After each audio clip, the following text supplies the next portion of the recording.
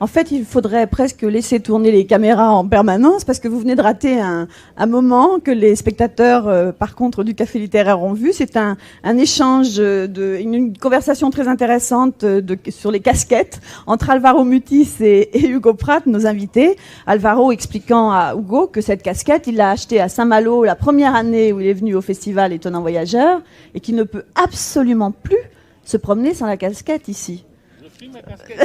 Prenez votre micro. Voilà. Et Hugo a essayé la casquette.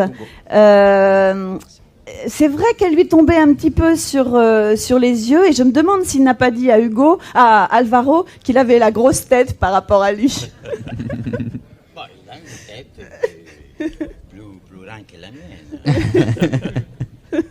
Mais c'est vrai qu'à l'intérieur, le dialogue se faisait en espagnol entre eux deux, hein, et Alvaro, c'est bien écrit Saint-Malo à l'intérieur de cette casquette. C'est une authentique casquette de marin aussi, hein. C'est pas une casquette de touriste. C'est une casquette achetée dans un magasin de vêtements pour marins. C'est pas une casquette de touriste. Voilà. Et il y tient. Alors Alvaro, est-ce besoin de le présenter de nouveau? Vous savez qu'il est là tous les ans au festival Étonnant Voyageur. C'est un grand écrivain qui a une très grande production. C'est aussi un poète. Il écrit des poèmes et je crois que sa poésie est peut-être un petit peu méconnue. On en parlait à l'instant. Alvaro, vous disiez, c'est vrai que la poésie, on prend jamais ça. On n'a jamais l'impression que ça va intéresser les gens. Je peux vous raconter une histoire très courte. J'étais dans la librairie d'un ami à Paris et je demandais pour la poésie, pour le rayon de la poésie. Je dis, et le rayon de la poésie, il m'a dit, écoute Alvaro, la poésie, ça encombre beaucoup. Et je lui ai dit, écoute, comme tu parles dans La Terre de Rimbaud, de Baudelaire, de Villon, enfin, il m'a dit, oui, mais tout cela, je comprends. Mais tu sais combien je paye pour mètre carré ici? Il m'a donné la chiffre et je comprends que la poésie encombre dans ces cas. Bon, alors pourtant, dans le premier livre de poèmes que vous avez écrit en 1947, on trouve déjà ce fameux personnage que l'on retrouve dans tous vos livres, Macrol El Gabiero. Oui, c'est vrai. C'est le troisième poème que j'écris dans ma vie, déjà avec l'intention de le publier, sans beaucoup de peur. Enfin, c'était la prière de Macrol El Gabier. Et déjà, dans ce poème, Macrol est le personnage qui m'accompagnait pendant presque 50 ans de ma vie. Alors on reparlera de poésie tout à l'heure parce qu'on va même vous demander de lire un de vos poèmes, mais on va parler maintenant de ce livre qui vient de sortir aux éditions Grasset, qui s'intitule Abdul Bachour, le rêveur de navire. Et alors là, le personnage principal n'est plus Macrol, mais son fidèle équipier, Abdul. Enfin, dire équipier, c'est ce qu'on a... c'est son complice. Oui. Parce que ce sont deux voyous très dangereux.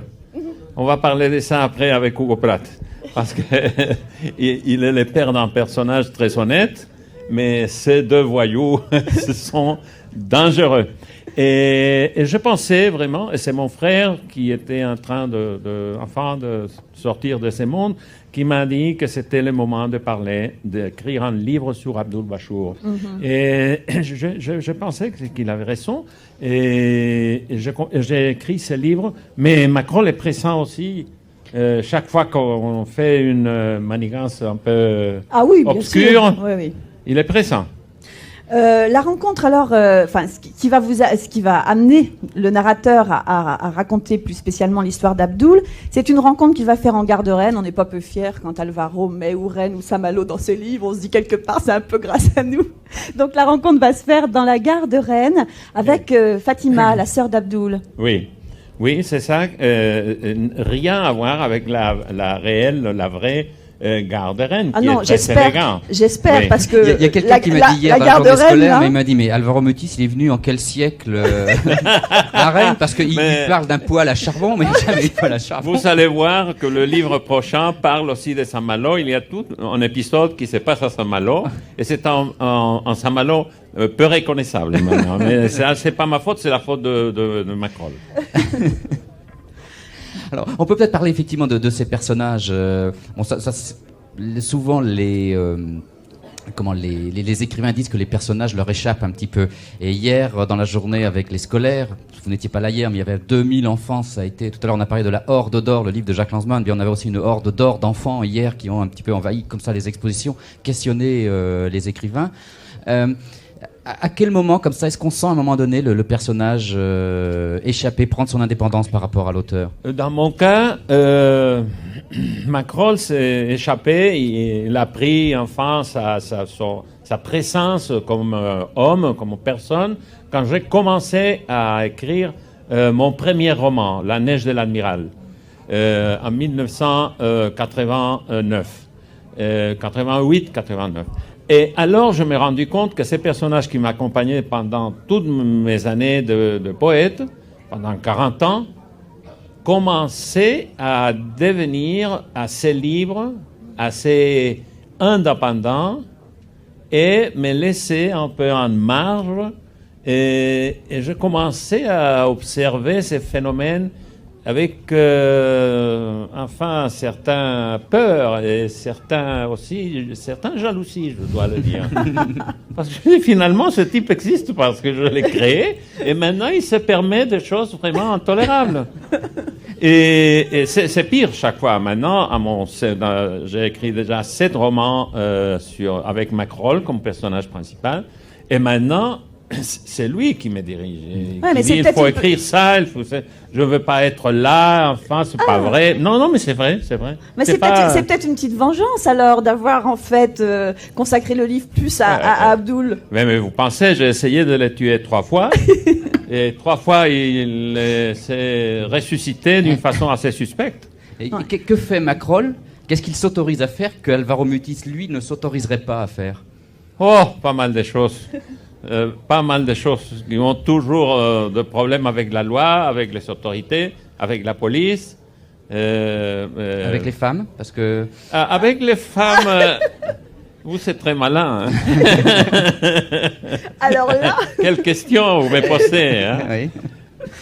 Avec des femmes, il se permet, enfin, l'amour, le respect, et il a avec les femmes une relation de camarades et surtout de complices. Les femmes l'aident beaucoup à tous ces filouteries, on dit en français. On peut dire. Non, oui, je viens d'inventer. Très bien. Je viens d'inventer un mot. Non, il existe. Monsieur Littré tremble dans sa tombe. Alors, quels sont il y a une différence de caractère entre les deux personnages, entre Macrol et Abdoul. Oui, bien sûr. Enfin, je n'ai jamais donné aucune information sur la famille de Macrol, sur son origine, sur le pays de naissance et tout cela. Et par contre, Abdoul, il appartient à une famille de petits armateurs du Liban. C'est une personne qui a sa famille, sa sœur, et il a même un fils qui va apparaître dans le prochain livre. Et ça ne veut pas dire qu'il est respectable. Il est plus connu, et c'est plus facile de connaître son passé. Il est aussi plus malin que Macrol dans les affaires.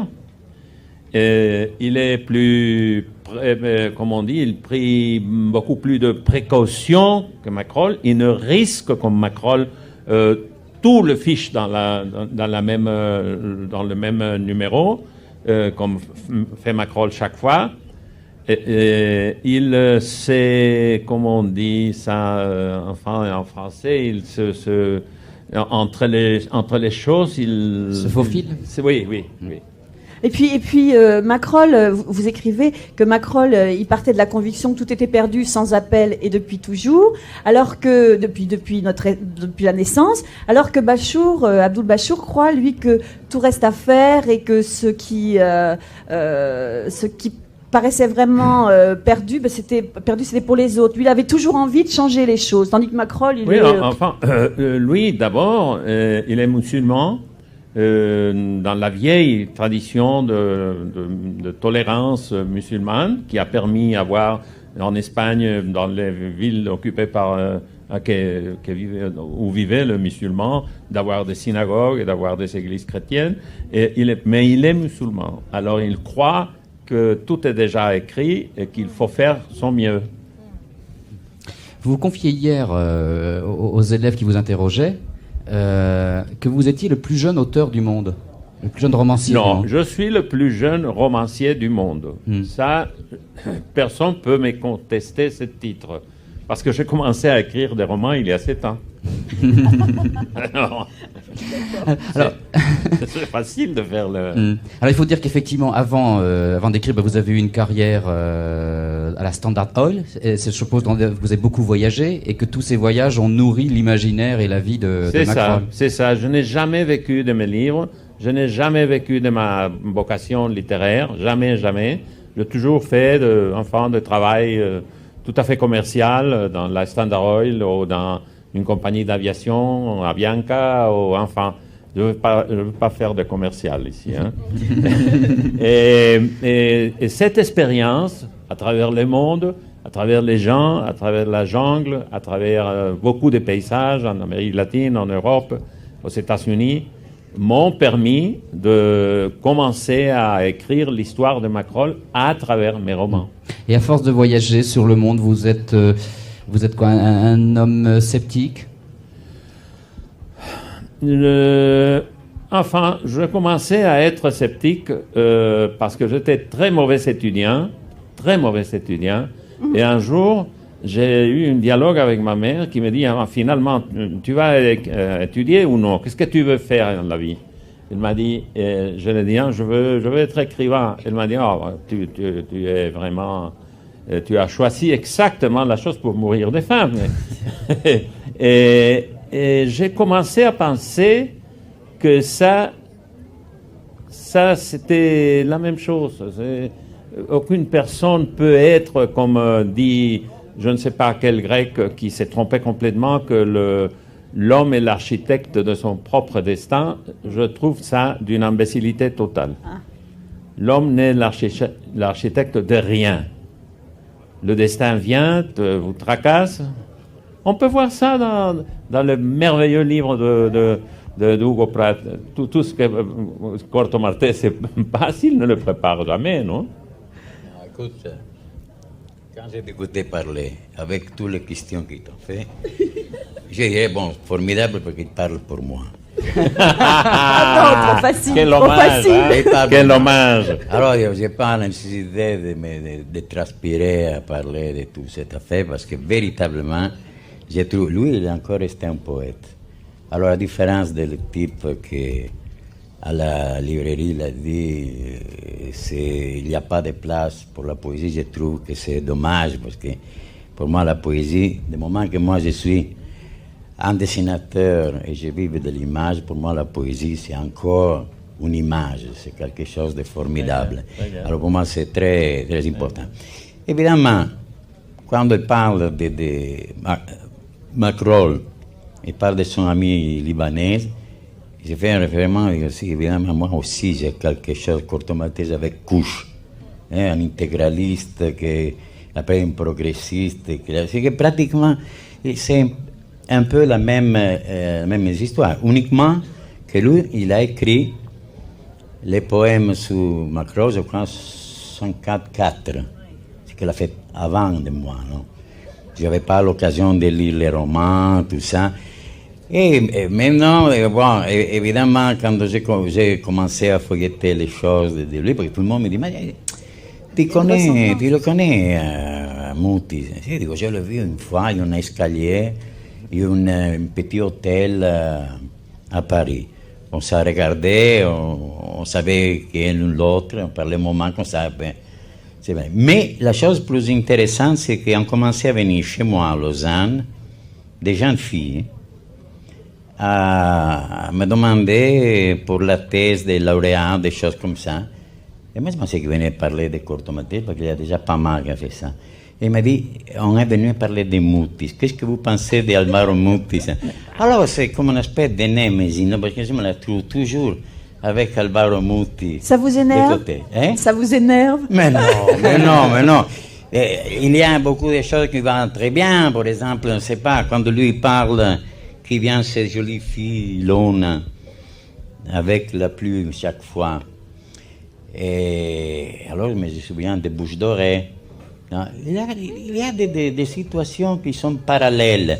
Alors, ça veut dire que quelquefois, entre écrivains, moi je me dis écrivain parce que moi j'ai fait aussi des histoires, mais plus que tout, moi je suis un dessinateur, hein, c'est l'image toujours pour moi. Mais disons, il y a des choses qu'on est fils de la même littérature, de les mêmes livres qu'on a lu, parce que moi je suis sûr que lui a lu Conrad, Melville, a lu Jack London, a lu De Verestapul, a lu Salgari aussi. Voilà, moi je ne l'ai pas lu jamais. Ça, jamais. Mais disons, nous sommes venus ici pour rendre hommage à un grand écrivain que c'est Robert Louis Stevenson. Ah, ça c'est le père. Alors, disons, ça, évidemment, il y a tout ça. Et l'occasion de se trouver ici à Saint-Malo, aujourd'hui, lui, il va chercher la casquette. Moi, je ne sais pas, je vais chercher quelque autre chose que quelquefois, peut-être maintenant, c'est trop prosaïque de raconter ce que je cherche à Saint-Malo. Oui, si. Non, c'est trop prosaïque de parler. Je vais manger les mules, je vais manger ça. Non, c'est un festival, c'est formidable venir ici. Et qu'il est trop loin dans Lausanne pour venir ici. Vous savez, tous les bordels pour arriver jusqu'ici. Mais après, vous avez... Dès que nous avons fait fortune, nous envoyons un avion privé, vous cherchez tous les ans. Alors, l'affaire de trouver, moi je savais que lui devait être à Torino aujourd'hui. Et moi je suis venu ici. Avoir l'occasion de se retrouver à travers Robert Louis Stevenson. Moi je suis venu pour parler un peu sur Robert Louis Stevenson. J'ai pensé me faire des questions. Et de trouver Moody était formidable, était un cadeau pour moi. Alors on va parler de Robert Louis Stevenson avec vous, Hugo, aussi. Il y a une femme, d'ailleurs, on va en reparler tout à l'heure de l'album Les femmes de Corto Maltese. Il y a une femme qui s'appelle Stevenson dans une des aventures. C'est un hommage direct à Robert Louis Stevenson? Il y a Vénitienne Stevenson. Oui, voilà. Mais Stevenson, c'est un bon nom. Le nom est bien. Alors, disons, si c'est un hommage à Stevenson, c'est pas parce qu'il est un peu déshabillé, cette fille. Je ne l'ai pas fait avec cette intention. Mais disons que pour Robert Louis Stevenson, il y a quelque chose d'important. Moi, si je peux, je le mets, ou moi je peux parler de lui, je le ferai. Mais j'ai fait 150 planches de Stevenson. J'ai fait une thèse sur Stevenson quand j'ai fait l'île del Trésor. Vous avez illustré l'île au Trésor, oui. Oui, vous savez, j'ai fait 150 planches de dessin et fait à la plume, parce que moi je voulais faire les dessins de Robert Louis Stevenson à la façon du XVIIIe siècle, quand il y avait les pirates et ça. A été un sacré boulot, moi je l'ai fait très volontiers.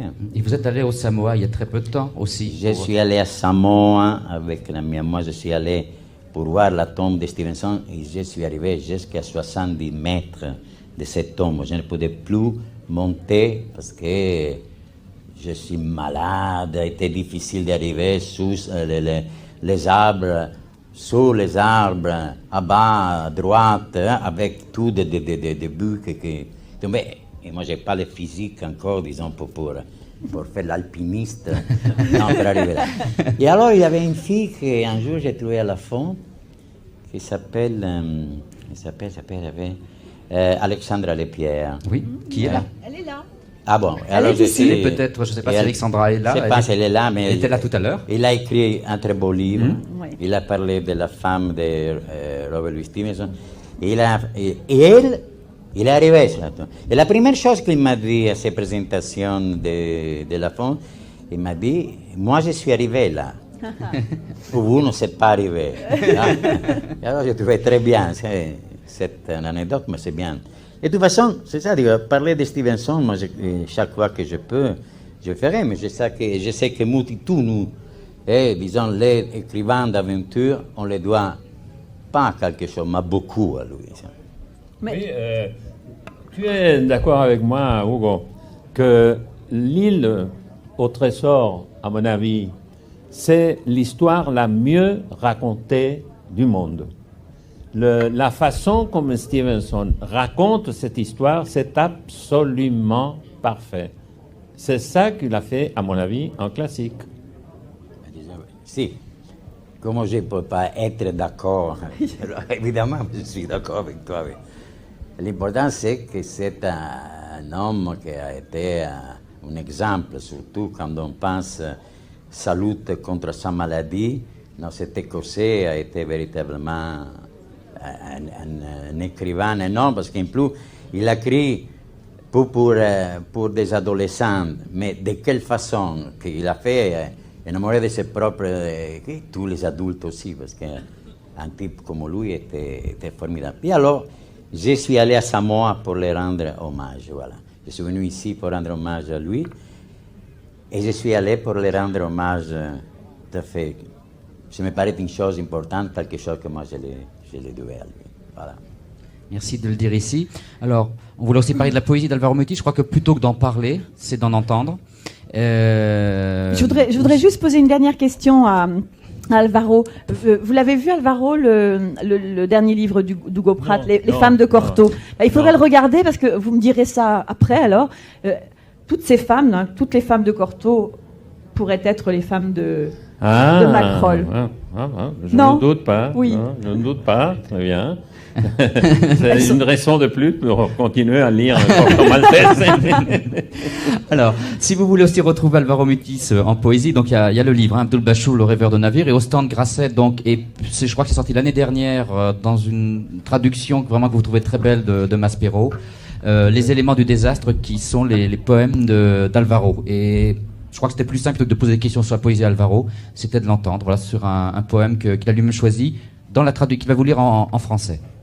Je m'excuse de la prononciation, peut-être je vais faire enfin. C'était étudié à Bruxelles, toi. Oui.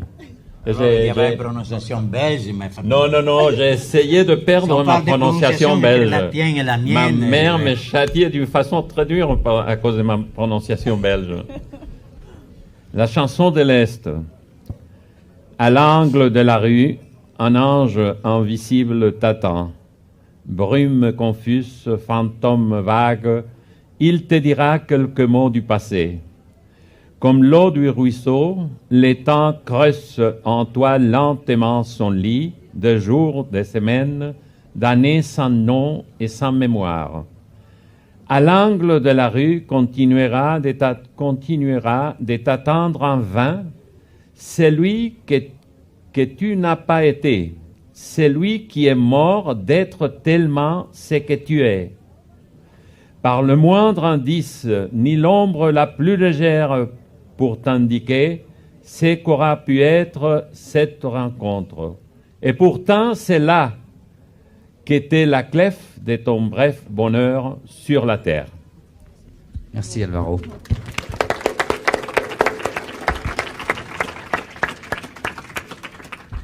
Vraiment, vous venez de nous faire passer un très très beau moment tous les deux. On vous revoit avec plaisir. Quand vous voyez de la lumière, vous pouvez venir nous rendre visite. Je sais quand même, Hugo, que vous faites quelques repérages aussi dans la région. C'est pour un prochain livre?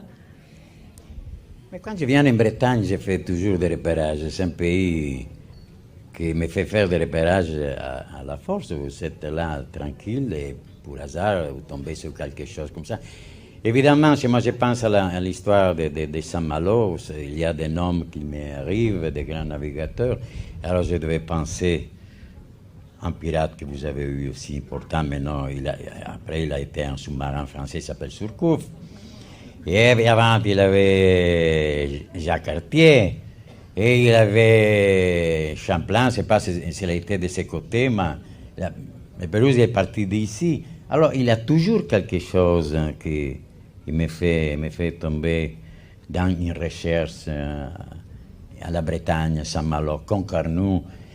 J'étais à côté, je crois, 2 années auparavant, il m'a fait un bon hommage là aussi. C'est un très beau pays, plein de mer, des gens intéressants. À Glenanne, il m'a fait aller, mais je me devais tirer à l'eau pour arriver à Glenanne. C'est qu'il y a toujours quelque chose il y a la forêt de Brocéliande aussi. Mais la forêt de Brocéliande, qu'est-ce que vous voulez? C'est quelque chose de très important. Je suis venu avec mon père quand j'avais 8 ou 7 ou 8 ans à la Brocéliande avec lui, parce qu'il était un culteur de tout le monde, les cycles bretons. Alors, il venait parler de Forza Milano, Forza Italia, Forza ça. Il m'a toujours parlé plutôt de la Brocéliande. Alors, j'ai été très reconnaissant et je viens plusieurs fois ici parce qu'il y a des choses importantes. Alors, c'est la télévision belge qui me va suivre demain ou après-demain la Brocéliande. Je vais parler, je dirais, je ne sais pas, quelques bêtises, mais enfin. Et comment va le beau Corto? Le Corto? Comment va-t-il, le beau Corto maltaise? Le beau Corto maltaise. Et bon, qu'est-ce que vous voulez que je dise? Donnez-nous de ces nouvelles. Il vient quelquefois me voir comme il vient chez lui. Non, McEnroe, il vient lui chez moi. Mais c'est différent de lui. Corto maltaise, il arrive comme ça. On se regarde. Quand je le descends, on commence à faire les yeux de lui. Lui, il me regarde, mais quelle bêtise tu me vas faire dire maintenant. Alors on commence à se regarder, Mais vous savez, comme on va dire aussi Alvaro, que lui, il est plus le patron de McEnroe. Et moi, c'est la même chose. Ce sont les journalistes qui disent des choses. Mais moi, je devais toujours remercier quelqu'un qui m'explique qu'est-ce que j'ai fait, non, qu'est-ce que j'ai dit et qu'est-ce que je ferai. Qu'est-ce que vous voulez dire? Je peux dire une belle chose. Je ferai un Corto maltese, disons, c'est pas la Brocéliande, non sais parce que j'ai déjà fait quelque chose, mais peut-être que je le ferai partir d'ici pour faire un voyage. Et où? Alors là, je devais penser, réfléchir encore. Merci encore beaucoup à tous les deux. Alors nous rappelons les titres des livres dont nous avons parlé. Abdul Bachour, Le rêveur de navire, paru chez Grasset, c'est le dernier livre d'Alvaro Mutis. Puis aussi ce livre de poésie, Les éléments du désastre, toujours chez Grasset. Et puis le livre d'Hugo Pratt que Christian vous fait voir en ce moment. Qui sont les femmes de Corto Maltese, et vous retrouverez l'un et l'autre dans les différents débats autour de Robert Louis Stevenson. Dans un instant, les boucaniers chantent.